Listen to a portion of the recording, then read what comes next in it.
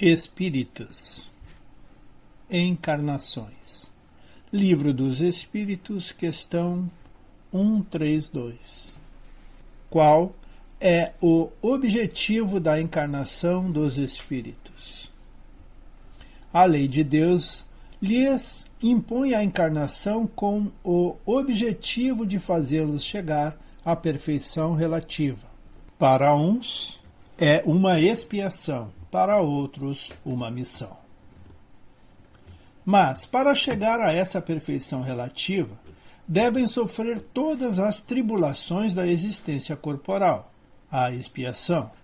A encarnação tem também outro objetivo: dar ao espírito condições de cumprir sua parte na obra da criação. Para realizá-la é que, em cada mundo, toma um corpo em harmonia com a matéria essencial desse mundo, para executar aí, sob esse ponto de vista, as determinações de Deus, de modo que, concorrendo para a obra geral, ele próprio se adianta.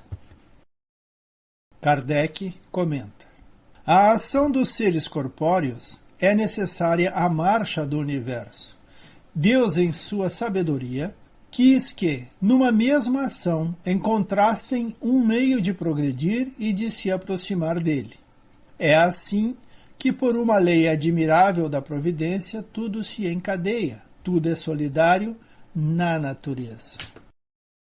Para melhor compreender o que é a encarnação, precisamos entender a alma. Livro dos Espíritos, questão 134. O que é a alma? É um espírito encarnado. 134A. O que era a alma antes de se unir ao corpo? Espírito. 134B. As almas e os espíritos são, portanto, uma e a mesma coisa? Sim, as almas são os espíritos. Antes de se unir ao corpo, a alma é um dos seres inteligentes que povoam o mundo invisível e se revestem temporariamente de um corpo carnal para se purificar e esclarecer. Como seriam as primeiras encarnações? Revista Espírita, janeiro de 1864. Ignoramos absolutamente em que condições se dão as primeiras encarnações da alma. É um desses princípios das coisas que estão nos segredos de Deus. Apenas sabemos que são criadas simples e ignorantes, tendo todas, assim, o mesmo ponto de partida, o que é conforme a justiça. O que sabemos é que o livre-arbítrio só se desenvolve pouco a pouco, e após numerosas evoluções na vida corpórea. Não é, pois, nem após a primeira nem depois da segunda encarnação que a alma tem consciência bastante clara de si mesma para ser responsável por seus atos. Não é senão após a 100ª, talvez após a 1000ª.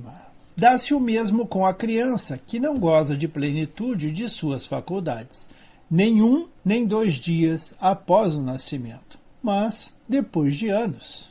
E ainda quando a alma goza de livre-arbítrio, a responsabilidade cresce em razão do desenvolvimento de sua inteligência. É assim, por exemplo, que um selvagem canibal é menos castigado que o homem civilizado que comete uma simples injustiça. Sem dúvida, os nossos selvagens estão muito atrasados em relação a nós, e, no entanto, já se acham bem longe do seu ponto de partida. Durante longos períodos, a alma encarnada é submetida à influência exclusiva dos instintos de conservação. Pouco a pouco, esses instintos se transformam em instintos inteligentes, ou melhor dizendo, se equilibram com a inteligência. Mais tarde, e sempre gradualmente, a inteligência domina os instintos. Só então é que começa a séria responsabilidade. O espírito fica num estado inconsciente durante numerosas encarnações. A luz da inteligência não se faz senão aos poucos, e a responsabilidade real só começa quando o espírito age livremente e com conhecimento de causa. As primeiras encarnações humanas nunca ocorrem na Terra. A Terra já foi, mas não é mais, um mundo primitivo. Os mais atrasados seres humanos encontrados em sua superfície já se despojaram das primeiras fraldas da encarnação. E os nossos selvagens estão em progresso, comparativamente ao que eram antes que seu espírito viesse encarnar neste globo. Não somos perfeitos. Eis o que é positivo. Sabemos que nossas imperfeições são o único obstáculo à nossa felicidade futura. Portanto, estudemo-nos a fim de nos aperfeiçoarmos. 135. Há no homem outra coisa mais que a alma e o corpo? Há o laço que une a alma ao corpo. 135a. Qual é a natureza desse laço? Semimaterial, ou seja, de natureza intermediária entre o espírito e o corpo. É preciso que assim seja para que possam se comunicar um com o outro. É por esse princípio que o espírito age sobre a matéria e vice-versa.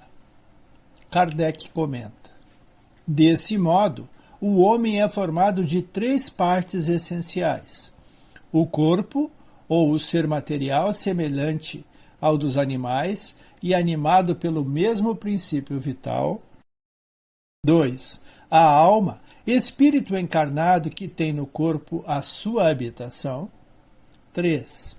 O princípio intermediário ou perispírito, substância semimaterial que serve de primeiro envoltório ao espírito e une a alma ao corpo físico. São como num fruto, a semente, o perisperma e a casca. Mais tarde, com o andar do nosso estudo, haverá um detalhamento exclusivo sobre o perispírito, assim como sobre o princípio vital. 136. A alma é independente do princípio vital? Sim, o corpo é apenas o envoltório. 136a. O corpo pode existir sem alma? Sim, porém, desde que cesse a vida no corpo, a alma o abandona. Antes do nascimento, não há união definitiva entre a alma e o corpo. Depois que essa união foi estabelecida, só a morte do corpo rompe os laços que o unem à alma. A vida orgânica pode animar um corpo sem alma, mas a alma não pode habitar um corpo em que não há vida orgânica. 136b. O que seria nosso corpo se não houvesse alma? Uma massa de carne sem inteligência, tudo o que quiser, exceto um ser humano. 137. Um mesmo espírito pode encarnar em 2 corpos diferentes ao mesmo tempo? Não. O espírito é indivisível e não pode animar simultaneamente 2 seres diferentes. 141. Há alguma verdade na opinião dos que pensam que a alma é exterior e envolve o corpo? A alma não está aprisionada no corpo como um pássaro numa gaiola. Irradiante, ela brilha e se manifesta ao redor dele, como a luz através de um globo de vidro, ou como o som ao redor de um centro sonoro. É desse modo que se pode dizer que é exterior, mas não é o envoltório do corpo. A alma tem 2 envoltórios, ou corpos. Um sutil e leve, que é o primeiro, chamado perispírito, e o outro grosseiro, material e pesado, que é o corpo carnal. A alma é o centro de todos esses envoltórios. 142. O que dizer dessa teoria segundo a qual a alma numa criança se completa a cada período de vida? O espírito é um só. Está completo na criança como no adulto. Os órgãos ou instrumentos das manifestações da alma é que se desenvolvem e se completam. Nesse caso, é ainda tomar o efeito pela causa. 146. A alma tem uma sede determinada e circunscrita no corpo? Não, mas está particularmente na cabeça dos grandes gênios, os que pensam muito, e no coração dos que têm sentimentos elevados e cujas ações beneficiam toda a humanidade. 146A. Que pensar da opinião daqueles que colocam a alma num centro vital?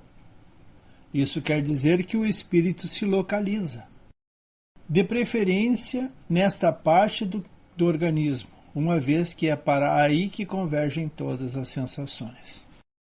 Aqueles que colocam no que consideram como centro da vitalidade a confundem com um fluido vital.